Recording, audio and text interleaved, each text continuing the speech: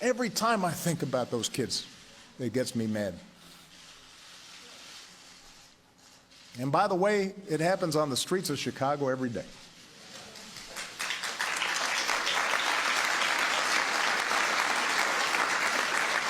So, we cannot simply turn away and dismiss those in peaceful protest as troublemakers or paranoid.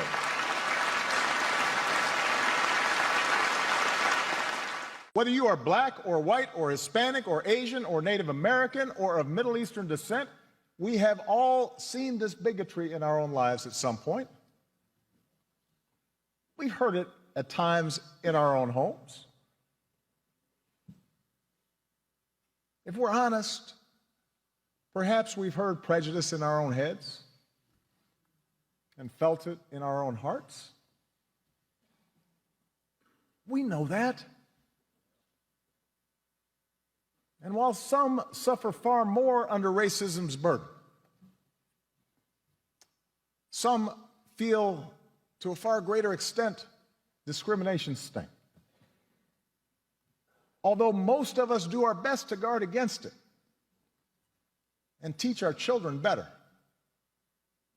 none of us is entirely innocent. No institution is entirely immune. And that includes our police departments. We know this. And so when African Americans from all walks of life, from different communities across the country, voice a growing despair over what they perceive to be unequal treatment, when study after study shows that whites and people of color experience the criminal justice system differently, so that if you're black, you're more likely to be pulled over or searched or arrested, more likely to get longer sentences, more likely to get the death penalty for the same crime.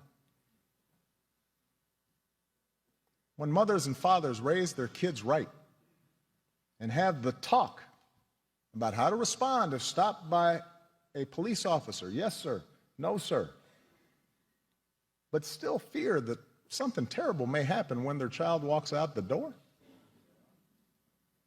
still fear that kids being stupid and not quite doing things right might end in tragedy. When all this takes place more than 50 years after the passage of the Civil Rights Act, we cannot simply turn away and dismiss those in peaceful protest as troublemakers or paranoid